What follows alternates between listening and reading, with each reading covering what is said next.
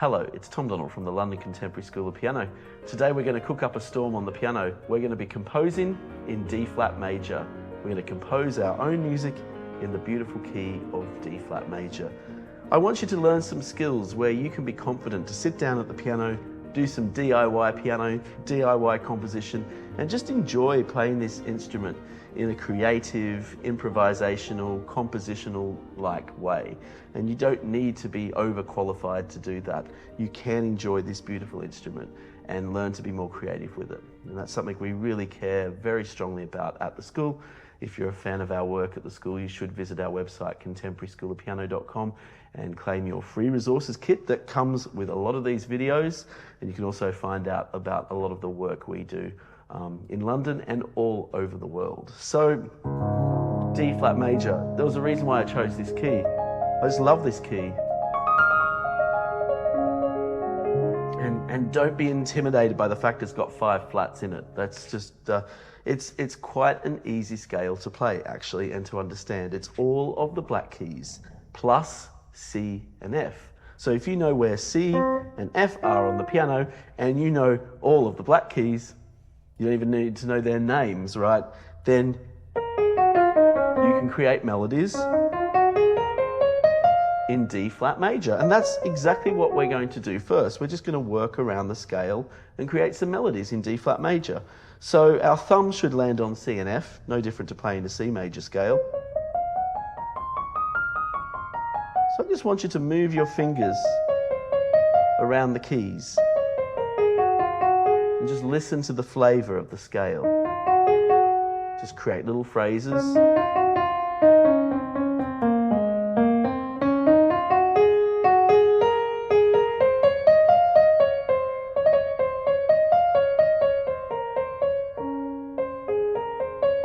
I'm just going to create a left hand now. In my left hand, I'm just going to walk down the scale. It's just a great way to get to know the scale.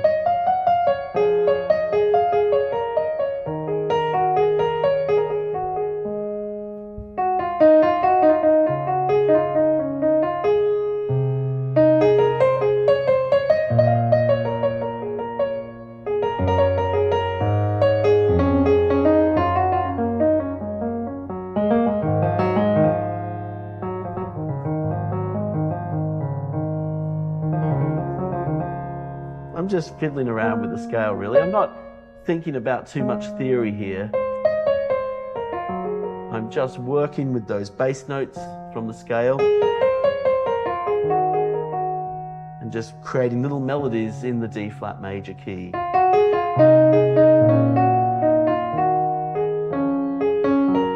That's all you need to try to start with, is just play around with the feeling of the scale and the sounds it makes. I haven't veered off the scale at all. I haven't added any passing notes or notes that are outside the key. I've just kept it all in D flat major at this point. So let me show you some nice techniques you can consider. And this is one of my favorite techniques when writing in a scale. And it's just like squeezing all of the good stuff out of the scale. Think of the scale like an orange. I'm going to squeeze all of the juice out of it and get as good stuff as I can out of the beauty of that scale. And the thing with chords and triads, often we get a little bit too systematic with them. We think about our conventional triads like chords 1, 4 and 5 and chords 2, 3 and 6. And whilst that's very important because the structure behind so much music is based on that, we can actually veer away from deliberate triads a little bit and use other techniques such as what I call chord stacking.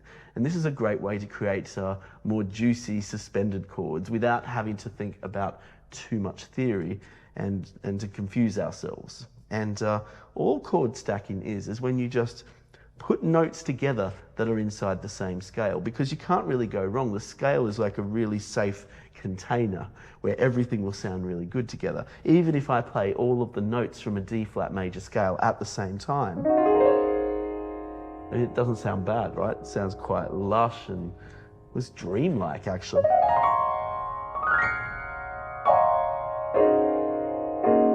So I could create 3-note chords, but I'm not going to play triads. I can play a few triads if I want, but I'm just going to put 3 notes, any 3 notes from the scale together. And you can create semitones and suspensions. You can really play around with the combinations.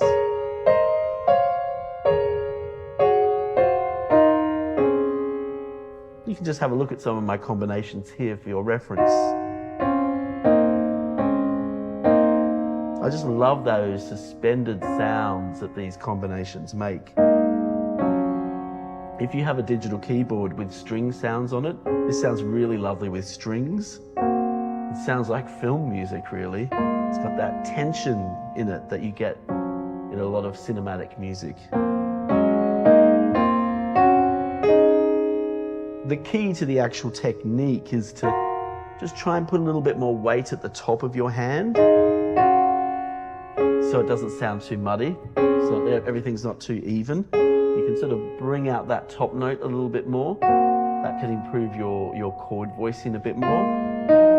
So you're improving your piano technique as well by doing this. And yeah, you can play some conventional triads in there, chords that are derived from the scale as well.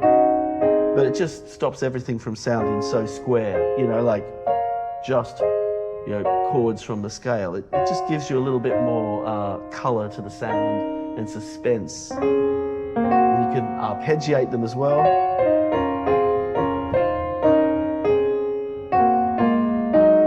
I just love this technique. And it doesn't have to be in D flat major. That's the beauty of it. You can do this in any key you want to. It just happens to be my example today is D flat major. Okay, now let's add a bass line to it. And all I'm going to do to add a bass line is I'm just going to choose 3 notes from the scale. And it doesn't have to be a D flat. Just because I'm in D flat major doesn't mean I have to bash out the tonic note. Yeah, we know it's in D flat major, so I can move around a little bit here. So I'm going to choose 3 notes. I'm not going to put too much thought into this. E flat, A flat, B flat. I'm just going to loop around those 3 notes to create a bass line.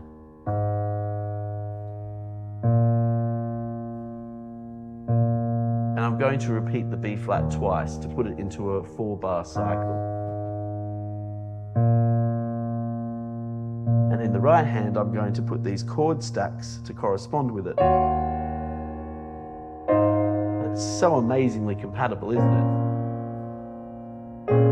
Now, I'm not starting my right hand on the same note as the bass.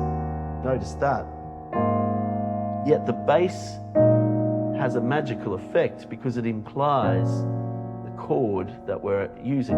So it's some sort of E flat chord, some sort of A flat chord, some sort of B flat chord, because it's all harmonizing within the scale. So you could say this is a progression of chords 2, 5, and chord 6.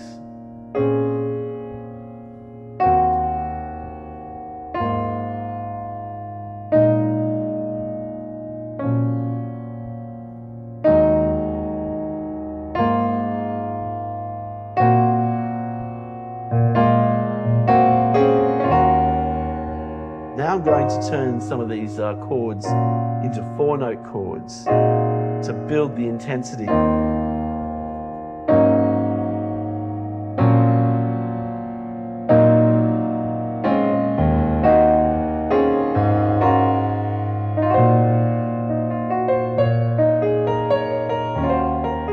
I can also break the chords up as well and arpeggiate them.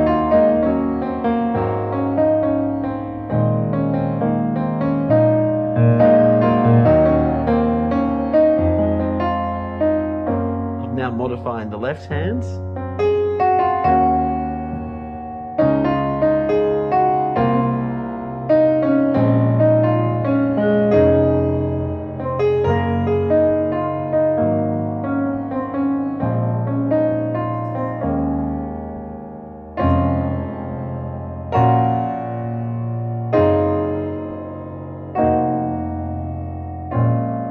Tell you what, this is the best way to practice your scales.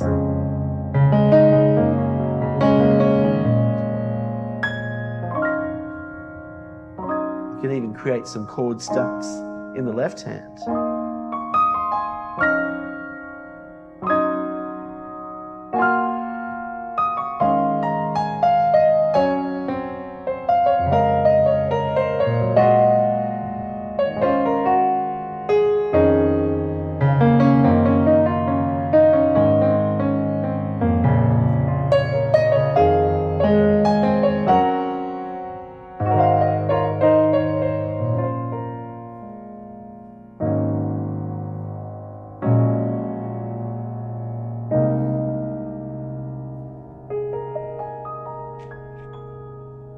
And I have not used any notes here that sit outside the D flat major scale. And I could decorate with chords outside the scale. I could do all of that, but it sometimes pays to just be really resourceful and just get everything you can get out of that scale, and to avoid any mixture chords and chords outside the scale. Not that there's anything wrong about that. That really can make music extremely exciting. I love playing chords outside the scale. But sometimes it's good just to restrict yourself to only the notes in that scale, because you can do so much. So here's a really good trick. And this is particularly, if you're a particularly experienced pianist, particularly in classical music, and you have some finger dexterity, this will really be a good little tester trick for you. And even if you're not, you can just try this as well. And all it is playing the scale quickly, but in a different order, improvising the order of notes in the scale. And when I say improvising, I mean just mixing it around at random.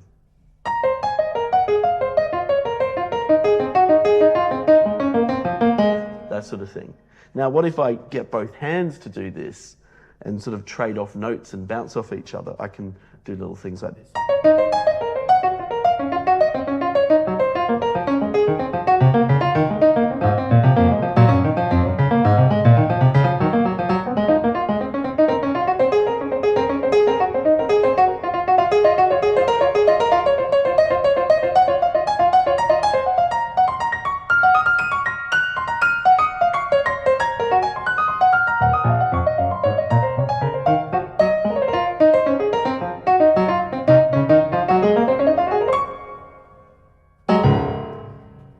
And you can have all sorts of fun with that. And just remember, for all of the sort of pyrotechnics of that, I was just in D flat major. I did not move out of the scale for one moment. I just was in that safe place of D flat major. I just wasn't going in a prescribed order. I was mixing it around.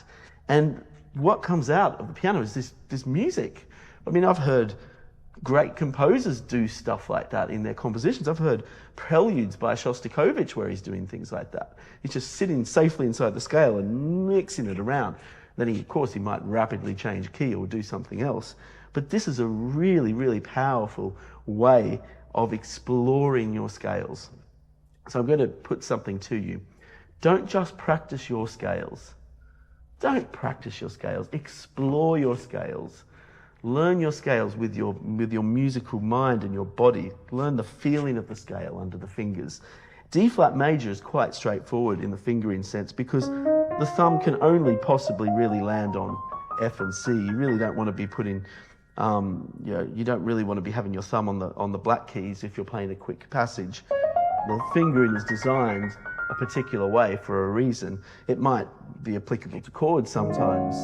There is still some flexibility there, but the fingering really is almost, in a sense, very self-explanatory. There are not, many other options with the fingering. You really got to start with that second finger so you can end up with the thumb. So when you start mixing it around,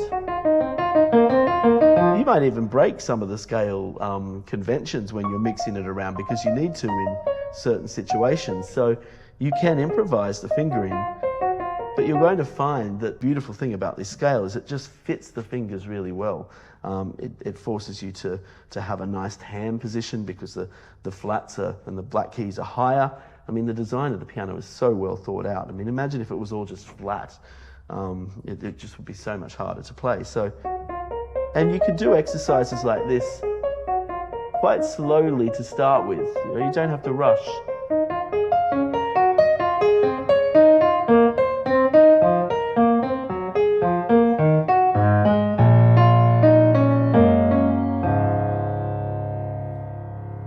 And if you really want to explore your creativity on the piano more, you should visit our website, contemporaryschoolofpiano.com, and learn more about it, the work that we do.